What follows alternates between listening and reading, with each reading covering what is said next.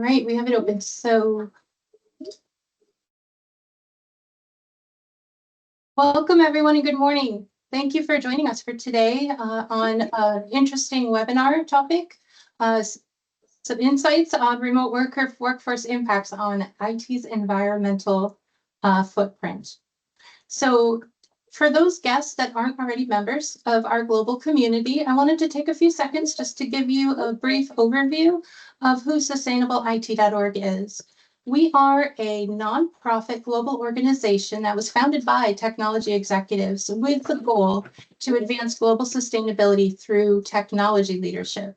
So this is a robust get it done community for professionals looking to really take ownership for sustainability within IT. So welcome to all of our guests and our members. We do have some exciting upcoming events as well that I want to take a minute just to showcase for you. Coming up on September 12th, we have Sustainable IT's Responsible AI Framework and Principles. There are several others on the calendar for September, so if you haven't received the invitations, please check out the member platform. And also we do have our Global Impact Awards and Symposium, which is happening October 15th through 17th in Austin, Texas. So this is going to be an exciting event. The lineup is amazing. Check us out on LinkedIn if you want to learn more about who's speaking, and we hope to see you there. For today's session, we want this to be interactive and engaging. So if you have any questions for our speakers from Mandela, please raise your hand and we'll bring you forward, or feel free to post your questions or comments in the chat and we'll make sure that they're recognized. So with that, I'm going to hand over to our research principal, Rick Pastore. Thank you, Sherry. And let's go to the next page because I'd like to kind of set some context for the discussion today.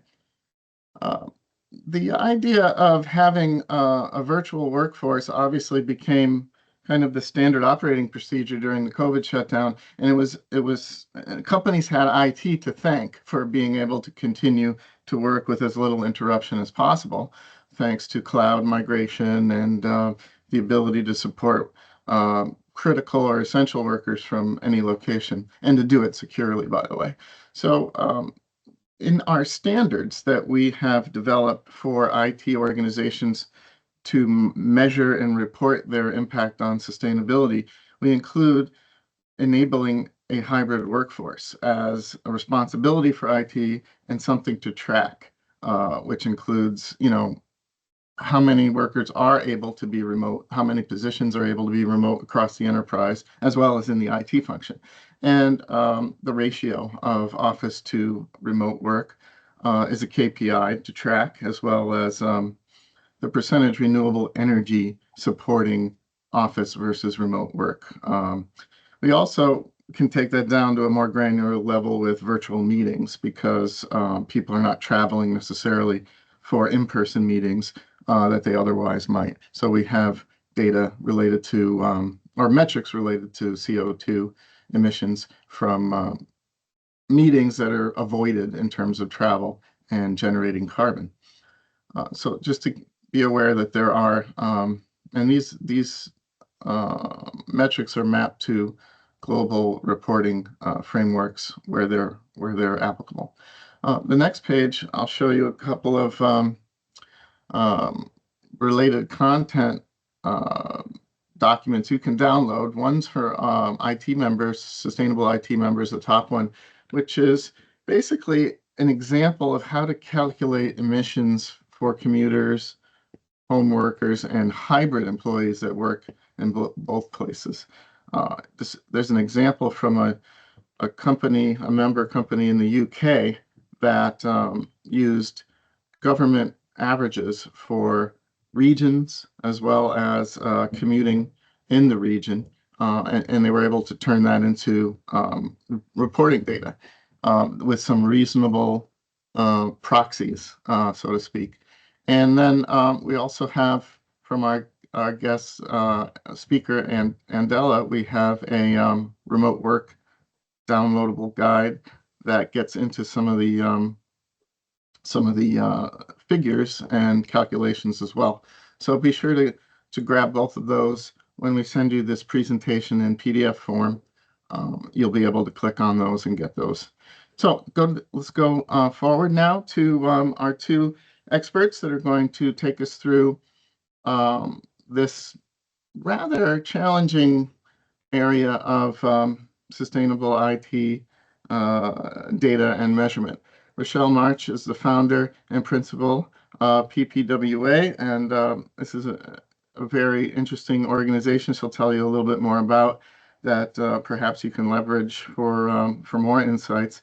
And Mark Kelleher, Mark is senior manager at Andela, and they are a virtual and remote workforce provider for IT organizations. So this is his bread and butter, and he's looking at not just the cost side of this and the ability to hire people wherever they are, which is a godsend for some IT organizations, but he's also looking at the sustainability aspect of this because it could be a competitive edge, not only for his organization, but for yours if you're working with him when it comes to your footprint. So I want to welcome Mark. Mark is also a member of sustainableIT.org, so it's easy to chat with him and reach him on the member platform after we're done here. So we're starting with Rochelle's insights, so I'll turn it over to Rochelle.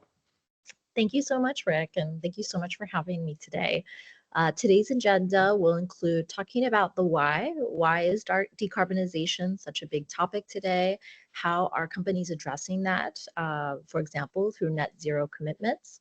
We'll talk about the how. How do you implement decarbonization strategies, particularly when it comes to remote work? And then we'll hand it over to Mark to talk a little bit about how remote work can help support sustainability strategies and initiatives, how that's happened at Andela and also for some of their customers. And we'll talk a little bit about how one calculates that at the end as well.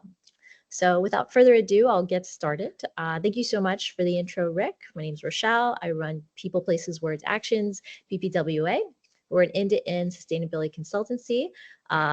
We focus deep dive on data analytics, product development. We help talk about that through data-driven storytelling, evidence-based narratives, and make content interesting, compelling, and fun to really help hone in your sustainability success. So I'm really happy to be here. I previously was the global head of ESG product at Dun & Bradstreet, where I had the pleasure of connecting with Andela to help us with some of our tech operations. And I'm really excited to be here today. So first, I'm going to talk a little bit about the landscape, just to give some context and understand why is everybody talking about this and why is remote work an interesting option to consider for this. So a big thing that's driving decarbonization is regulation. It's really pushing the mainstream companies and financial institutions to take ESG and sustainability seriously. The EU is really driving the force here. We've had the emission trading system in play for a while now, but it's also evolving and developing more to include more sectors, get rid of, be more strict, align with CBAM, Carbon Border Adjustment Mechanism, which is basically putting an import tax on carbon inefficient imports to the EU. And then we're also looking at disclosure regulation like CSRD and also CSDDD, which is looking at the supply chain for companies. And of course, the US is pushing ahead as well. The US SEC climate disclosure rules came to the fore earlier this year. It is currently caught up in litigation, but this is the general trajectory that things are going. So a lot of companies are taking note and they're understanding that there's a compliance risk associated with this and even a litigation risk. We've seen also some companies like Shell be ruled by lawsuits to lower emissions and be more proactive in their sustainability strategies. And this is really pushing what previously was more voluntary, more marketing driven to something that is much more compliance and thus more applicable to more companies. So that's a bit of the stick. When we think about the carrot, there's the investor component and getting access to capital on the markets. So although the heyday and the fanfare of ESG the last couple of years may have cooled slightly, as we see with some anti-ESG sentiment and some scrutiny around ESG metrics in investing, it's pretty clear that mainstream investors see that companies that can deal with climate impacts as well as clean energy investments on their own as a standalone sector are important investments for a high growth, high yield, and diversified portfolio in general. There was a nice study recently by Mulaski and Partners and Harvard Business Review, seeing that most investors, about 3/4, believe environmentally responsible companies are more likely to succeed financially. And this is basically echoing the hypothesis that companies that perform well on ESG are well-managed companies. They're able to identify and address risks, mitigate them effectively, and then talk about it in a frequent and updated manner. But this isn't exclusive to just government and investors. This push towards sustainability is also something echoed collectively in society. Consumers like you and I are more aware of environmental and social issues and want a way to address these in some form or fashion, often through purchasing decisions. So what we've seen too is across many different sectors, and in this example I provided for consumer packaged goods, but the sustainability oriented part of portfolios is seeing the highest growth. And although legacy products have a nice foundation and pretty high penetration across markets, they're not necessarily growing and they're not going to provide those future returns. And this is simply reflecting that the future of our products and what consumers want generally is something that's better for us, better for our planet, and contributes to more proactive and productive behaviors. But whether we like it or not, when it comes down to it, we really need to decarbonize because of our climate impacts. The world is getting warmer. We've got more frequent and severe disasters. Insurance premiums are backing away because things are just too expensive to insure. And whether we like it or not, we really need to decarbonize, lower emissions, and thus, establish a more stable and safe environment that can enable a thriving economy. So my main takeaway here is decarbonization is a must, and this includes the emission footprint of a company's entire value chain. And that's one reason that many companies are looking towards net zero commitments. And net zero commitments are those that pertain to a company's operations and its entire value chain, which is quite ambitious, but is steadily growing. According to the Science Based Targets Initiative, which helps companies form evidence-based emission targets based on their sector, more and more companies are committing to this net zero target. But achieving this can be really difficult. And so you need to employ a diversity of strategies to try and hit those decarb targets. And one of those strategies can be remote work, which of course can help with commuting. That's what we're most familiar with, particularly as Rick mentioned during our experience in the pandemic. I'm sure everyone had experience not commuting as much, but it can lower a lot more emissions, particularly with scope 3. So if you contract out work, such as with Andela, obviously in category 1 with your suppliers, this is an area that can go down. But also when you're thinking about it, business travel, which would be category 6. We're also thinking downstream transportation distribution, category 9. You need less deliveries to the office, less transport of supplies, of takeout, etc. You need less supplies in general, category 1 again, and you have less waste in the operations and less investment in big capital goods as well, like office buildings and equipment. So surprisingly, remote work can offer a lot of savings, particularly when looking at scope 3. While I was looking into this, however, I did see that work from anywhere policies are not always more environmentally friendly. There's some studies out there that show if you people live further away from the office, so when you do need to come in, your trips are much longer and thus a higher footprint.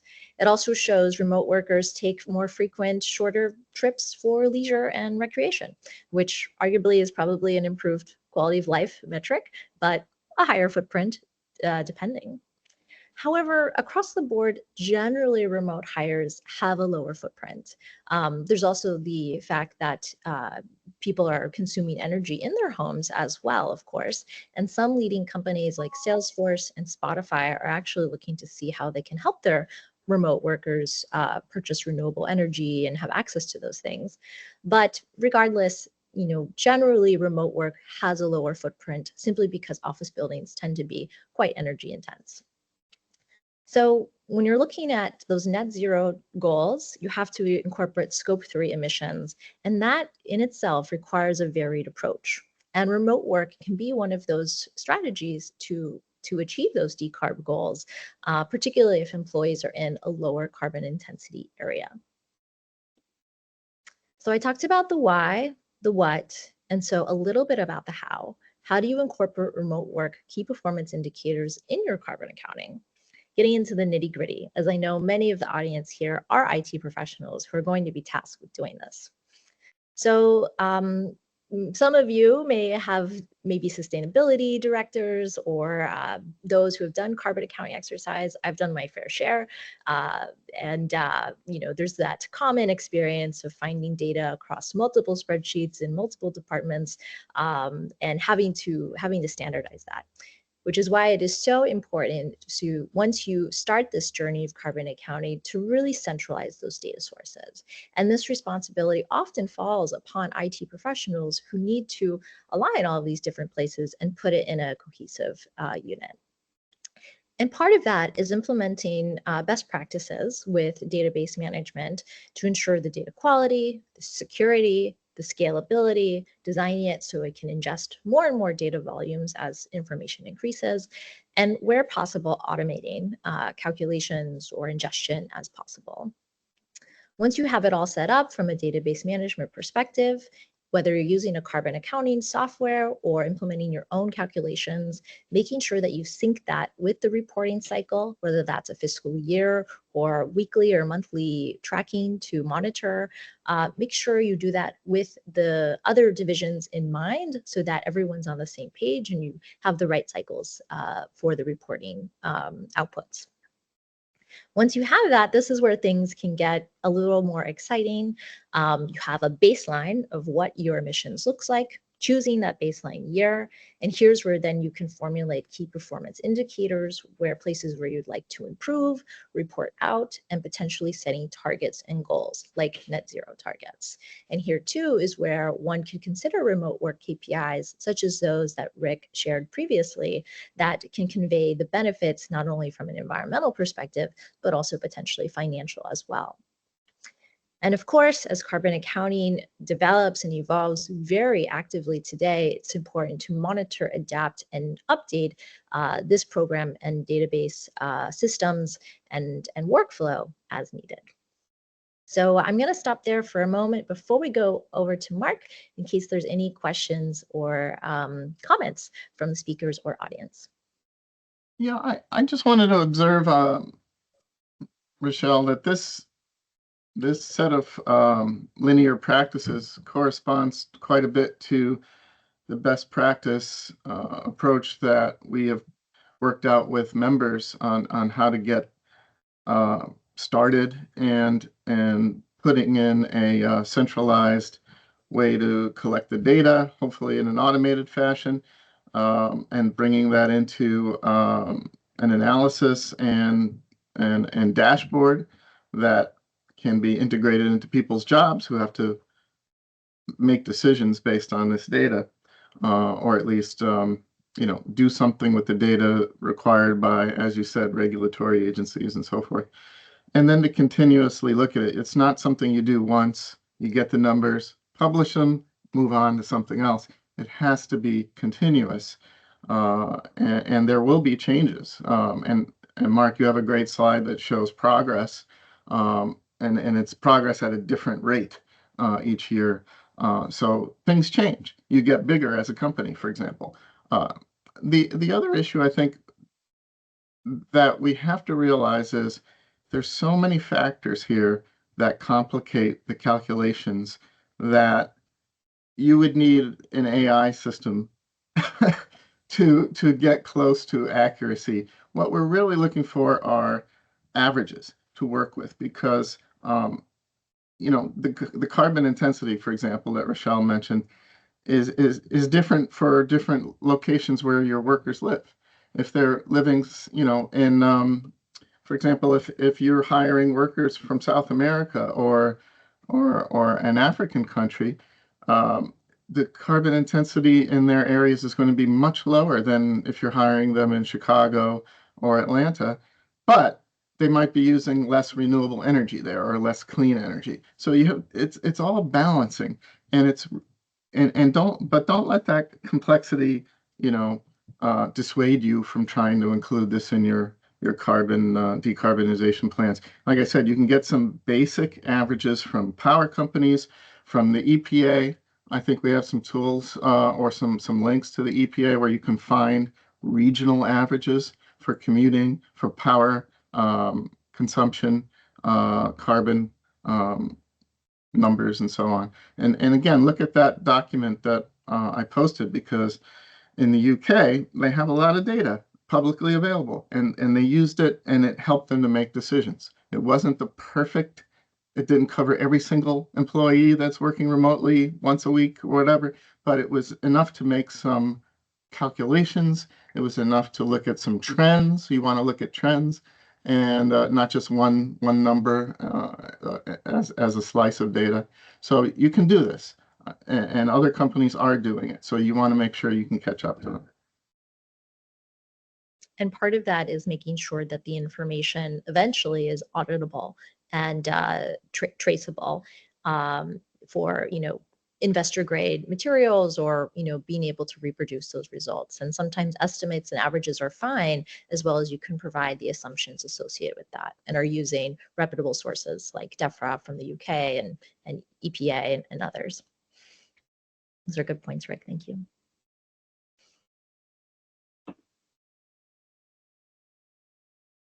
Okay, I don't see other questions in the chat. Remember, you can also raise your hand if you want to speak up and share some insight or question you have. But it looks like we can go forward with Mark now. All right, beautiful. Thanks for that, Rick. And Rochelle, appreciate you dropping that sustainability knowledge on us there. Rick, with a bit of foreshadowing into a calculator that we have that we'll share with you towards the end, which will help you better understand how you can quantify and decrease your carbon footprint. But just to kind of shift the focus over to Andela for a hot second and share with you a bit more about not only Andela, but our journey since we took our business fully remote in 2020. Andela, we provide pre-vetted, remote-ready talent from developing countries around the world. We fundamentally believe that brilliance is evenly distributed and opportunity is not. And so we are actively working to change the way the world interacts through work. And in 2014, we were founded in 5 primary locations on the continent of Africa, in Kenya, Uganda, Rwanda, Egypt, and Nigeria, where we had dev centers. And to date, have trained nearly 15% of all technologists on the continent of Africa.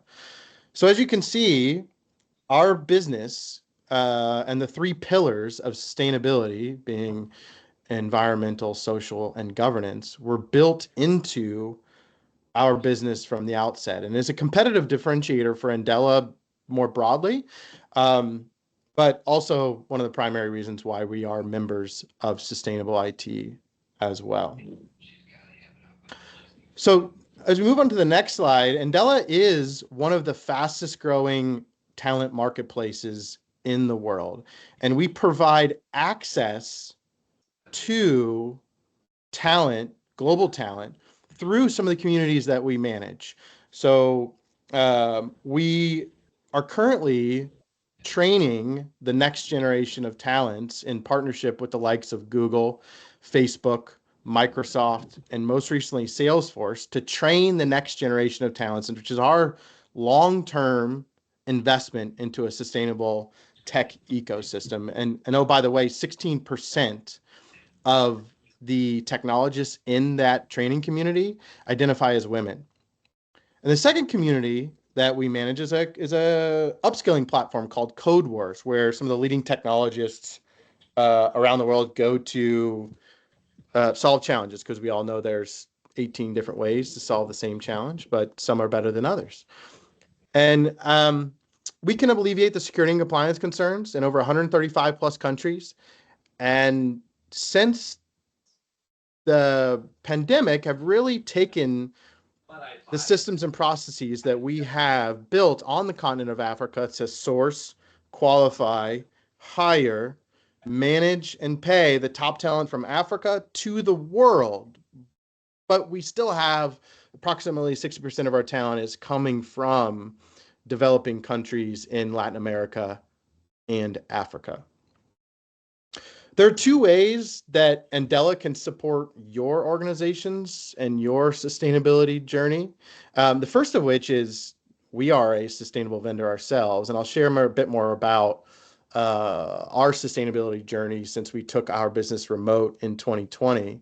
But also, as you think about deploying a remote labor model or some flavor of that remote model, whether it's hybrid or remote, and quantifying and decreasing your carbon footprint, we can certainly help there as well. So under the next slide, with a bit more information on Andela and our journey taking our organization remote in 2020. And again, a lot of these things can be applied to your organization.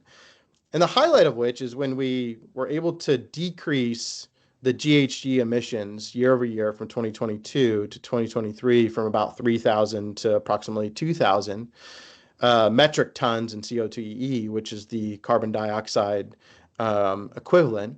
The reduction was 32%, which is pretty substantial.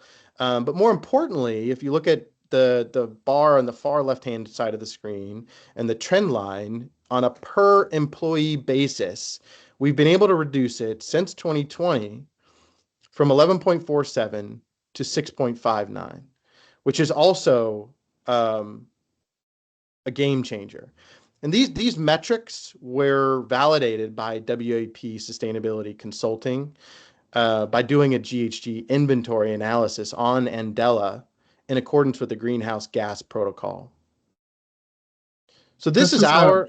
Yeah, go ahead, Rick. Yeah, this is a really interesting trend line. And obviously, a lot of companies will, from 2020 to previous baselines, would be able to say there was a big drop. But you're extending the drop through the next 3 years.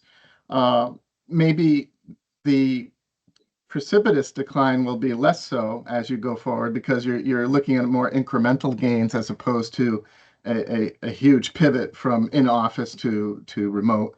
But the point is you're still going to be able to drive this number down. The other point I think is important to emphasize is you're looking at a per employee basis. Rochelle, I assume that's the accepted way to normalize results as the sizes of companies go up and down, hopefully up. But it's a factor. It's a way to normalize and say, and be able to look at baselines and continue to track change without having major employee total changes interrupting the continuity of what you're trying to measure. But I think everybody should have this chart for their company, or for their IT function at least. Yeah, I totally agree, Rick. I talked to product and engineering leaders at some of the leading technology organizations like WPP or GitHub, all day, every day. And it feels like most organizations are have some flavor of a remote or hybrid model, but they're not necessarily quantifying it, measuring it, and having a clear action plan to decrease that carbon footprint. That's the gap that I see. Yeah, you definitely have to. It's not enough to measure it, but it's like, what's the strategy to change the number? And is that strategy going to work? Is it going to require net new investment or not? Is it going to be actually a money saving strategy for your budget? So all those things have to be figured in. But if you don't measure something as fundamental as this, you're not going to get too far.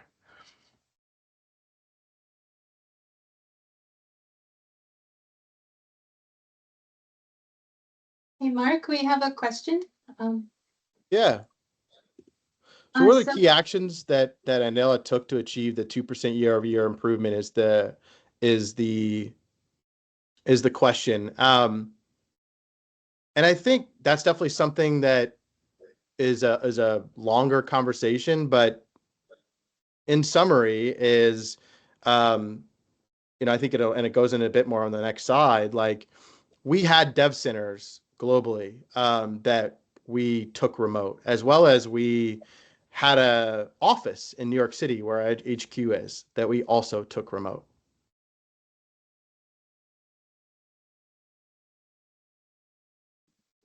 So hopefully that answers your question. But I think the other thing is also, again, just being able to quantify, measure, and have a plan to reduce those year over year, which we'll talk about here in a moment with some of the calculator that we are planning to share here. But appreciate the question, and I mean, feel free, anybody, raise your hand or pop into the chat. Happy to take those.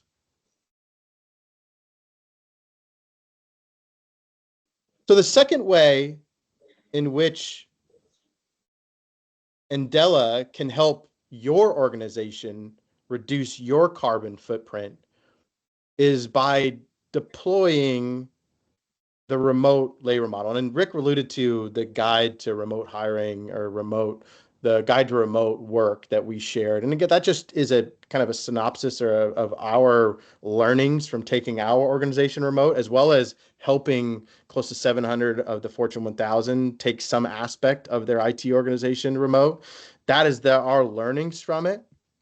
But this, by deploying a remote model or some flavor of it with a hybrid perspective, you can see here's an example from a subset of our clients and the benefits that they achieved. And you see the commute method on the left-hand side of the screen, the traditional commute method, how it compares to the remote working method, and the net savings between the two, which in this case is a 72% savings. And I think for me, 72% is one thing, but when you start thinking about 225,000 gallons of gasoline saved, that's when it really I can recognize, and the opportunity for your organizations is there as you think about deploying a remote model as well. And oh, by the way, if you go through a strategic partner like Andela that is providing talent in developing countries, it provides a number of other benefits, like aligning to the UN's SDGs, or Sustainable Development Goals, number 8, the access to decent work and economic growth, which is another area where Andela can pass those things through to you. Because we survey our talent community regularly for a lot of reasons, but one of the reasons that we surfaced recently is that 74% of our talent, by working through Andela, and when we actually perform our mission, which is connecting that brilliance to opportunity around the world, 74% of our talent have reported an increase in their quality of life.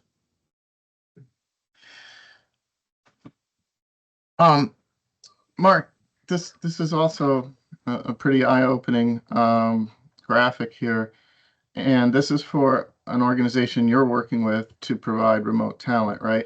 But the traditional commute method factor versus remote work factor here, it's not necessarily the same factor that could be applied to another company in another location, right? You have to figure it out for them individually. In other words, there's no constant you're using here in this chart that we can just transfer to other companies, or is there? Well, it's spot on, Rick. That's exactly, we've thought about this a lot, and it kind of dovetails right into the next slide here in our calculator. But, sustainability means different things to different people. And what we have tried to do here is provide you all with an actionable way to start to calculate your carbon emissions or your GHG emissions or your scope 3 category 7 impact. And through a series of questions like where you're sourcing the talent, where the remote is, where your remote workers are located, we can help you answer those questions from an environmental perspective. Again, you start thinking about ESG more broadly, and going back to what Rick said, the complexity can potentially be overwhelming.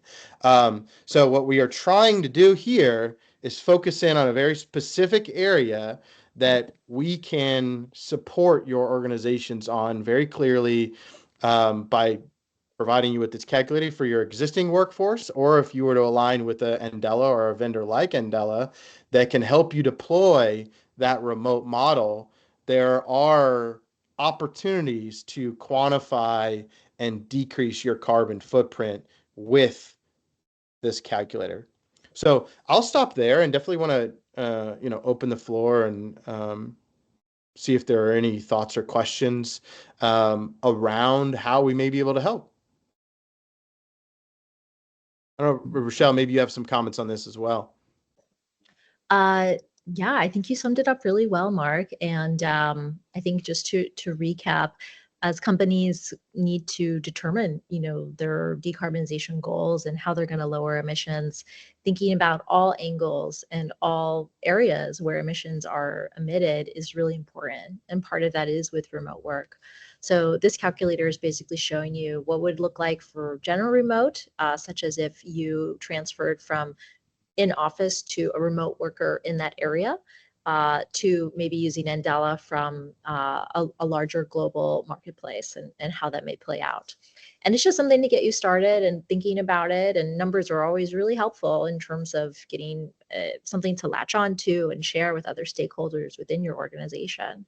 But I also really appreciate, Mark, I learned about Andela, I think in 2014 or 15, so shortly after you guys were formed, because it had such a sustainable innovation focus to its business model, where it was really developing talent across the world and, like you said, providing opportunity in a more equally distributed way, which I think is really, really excellent from a social enterprise perspective.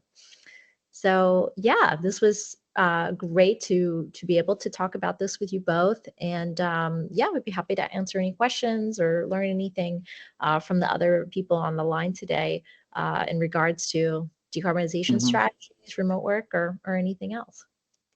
So Rochelle and Mark, I'm not sure if one of you has the link for the resources that was at the beginning for the ebook. If you could paste the live link to that in the chat so that the participants can access that.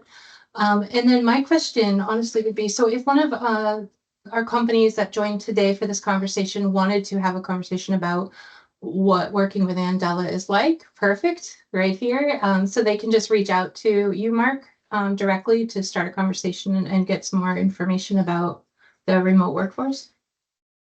Yeah, I'd love to do that. And then the goal of that conversation would be to, more importantly, learn how we may be able to support you in your sustainability journey. And obviously, if Andela can support, we'd love to do that. But more importantly, just want to be a resource for you and learn how we may be able to help.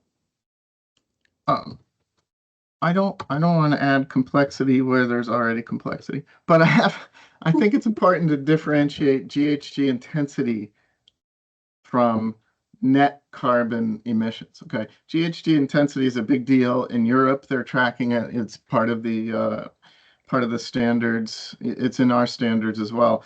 But that, Rochelle, you can define that best, I think. But if you're in say you're in a mid-level GHG intensity location, and your remote workers are in pretty much the similar location, they're just not commuting. It's the same GHG intensity. If you're measuring that, you're not going to see much of a change. You may still, though, you will still see net carbon emissions going down.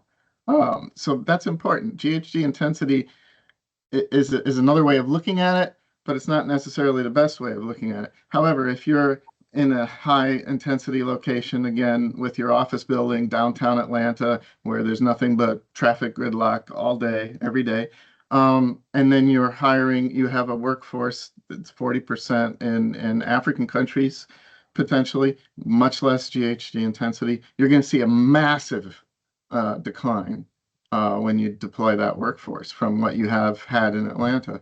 And it's going to look alarmingly good. However, remember, it's still about, I think the best metric is about net carbon reduction, right? Is that true, Rochelle? Can you add some thoughts to Sure. this whole GHG intensity thing?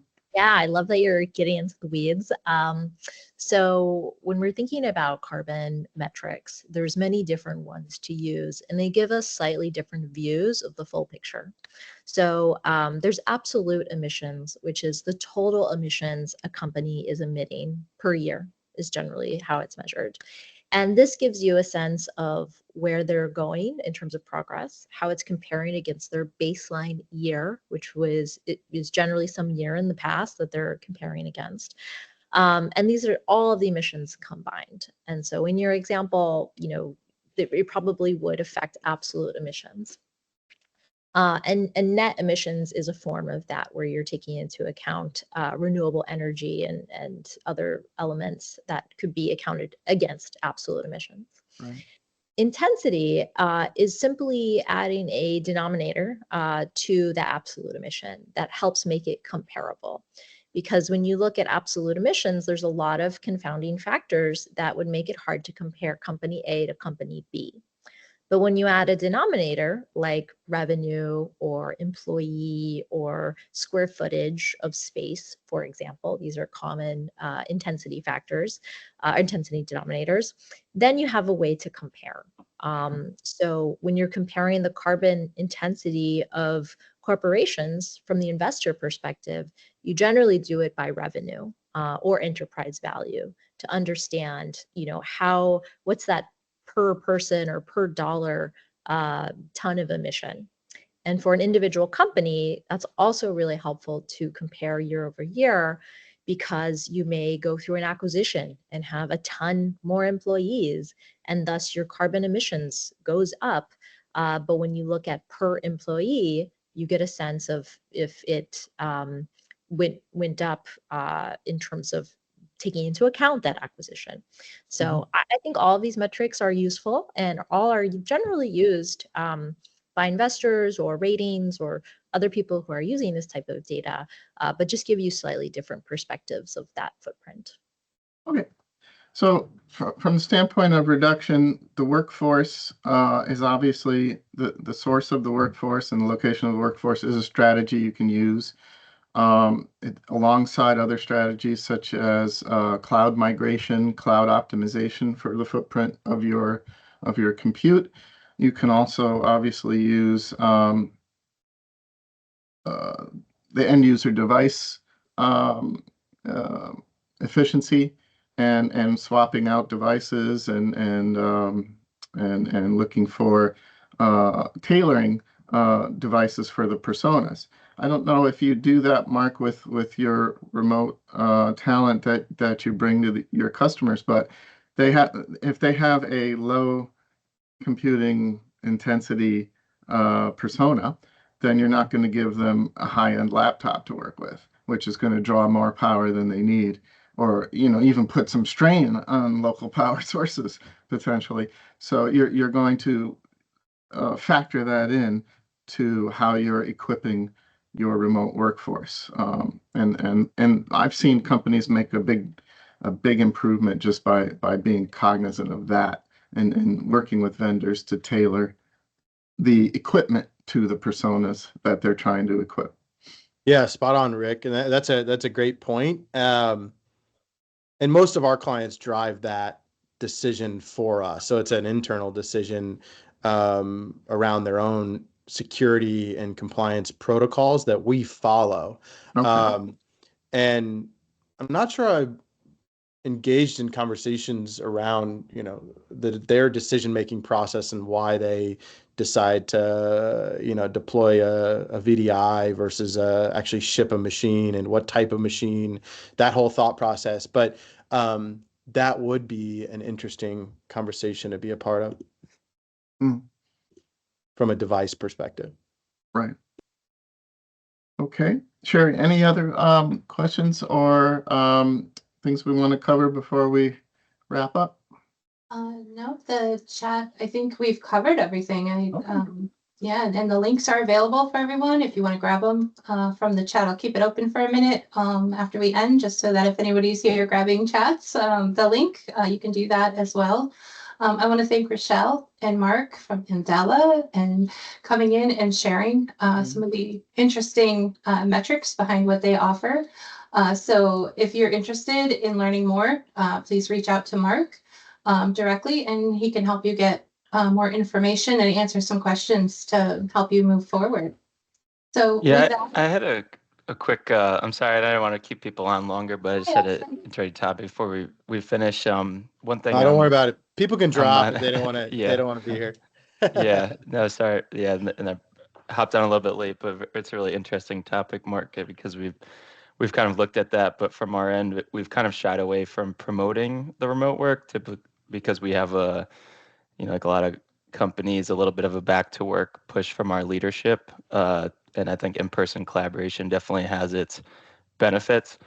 But this is an interesting topic because I'm going to be talking with our employees within a couple weeks and touching on this topic. And I think our approach has a little bit been, and what we'll look to take is to have people realize that benefit from an environmental standpoint of working remote. But if you are actually using the collaboration, usefully when you do go into office to, just take that into account.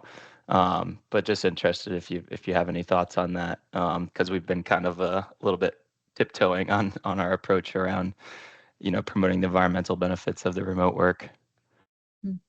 Yeah. So let me just make sure I understood the question there, Austin, is basically like you guys are considering deploying and potentially growing your remote model, but are concerned about, some of the in-person collaboration that you would lose. Yeah, more just on how we approach it, considering we have a leadership push to back to the office, but we would also like to, take into account and educate people on the benefits of remote work. It was more just a thought, maybe rather than a question, but I Yeah. think probably a lot of Well, companies have that situation where they have a push back to work, but also there are benefits to show from the remoteness, yeah. But And it's not just quality of life, like Rochelle said. There's actual benefits to the business for having those people remote. hmm Yeah, Yeah. some, if you're thinking about metrics and data, something to think about is looking at turnover rates. Does remote work help retain Yeah. employees that have legacy knowledge and important skills? Mhm. You could also look at, productivity or efficiency, or however that is measured in your organization, whether it's like epics completed or new products launched or whatever. Mhm. Remote work, and then maybe how those in-person collaborations boost that. There's some Yeah. evidence that shows that some of those special in-person is hyper productive, but that effect diminishes, if it's every day. Like there's something Yeah. about the Yeah. specialness of that moment. And I've definitely experienced that personally in my work. Mhm. So those are just a couple of ideas to think Yeah. about to portray the evidence from a metrics perspective, in addition to potentially employee surveys and preferences and things like that, just showing Yeah. what employees are desiring. Yeah. No, those are great points. Yeah, thank you. This is helpful and I'll be a candid conversation with a group of employees around the business on the topic. So it'll be a opportunity to get some Fascinating. feedback on it. Yeah. Fascinating Cool. Thank you. conversation. And Yeah. there's so many topics to kind of uncover and work through. Like where's your company located, Austin? Headquarters is in Paris, but I'm based in the United States, but I'll be speaking with employees around the globe. Okay. And you've got like Yep. satellite offices around the world type of thing? Yeah. Many Yeah. many offices located all over the place. Yeah. Yeah. Well, definitely take a Yeah. look at that guide to remote work. I think there's some, we debunk some of the myths that a lot of people subscribe to from a remote perspective. And I think there's so many different topics to kind of uncover and unravel or unpack as it pertains to remote work. But in the context of this conversation, I think sustainability is just one aspect of that, right? And Yeah, so, for sure. you know, especially with the, again, I think it's kind of going back to the sustainability means different things to different people. And if you can boil it down to something that is, you can get started with, it can really take a life of its own as you kind of grow your, in your sustainability journey. But to start, remote model from an environmental perspective, scope 3, category 7, leverage a calculator on how you can quantify and decrease your carbon footprint. You can, it can take a lot of different kind of paths from there, but that's a great starting place. Yeah. Okay, great. Thank you. Appreciate it. Sorry. Now you can wrap up. No, great question. Appreciate it. And happy to collaborate offline if you think it would be helpful, or after as you kind of consume some more content, if there's some questions. I mean, again, I have been talking to product and engineering leaders all over the world at some of the largest companies, like I said earlier, like a WPP or a GitHub, and help them take some flavor of their IT organizations remote. And we kind of wrote the book on taking organizations remote. So there are a number of resources and people that I can bring to the table to help facilitate that conversation, that have experiencing of ushering people and organizations through that decision. Yeah. Very cool. Okay. Yeah. Thank you. Appreciate it. Thank you. All right. So again, thank you everyone for joining us today. Thank you, Rochelle. Thank you, Mark. And we look forward to seeing everyone next time. Thank you so Right. much. Cheers. Bye now. Thanks, Sharon. Bye.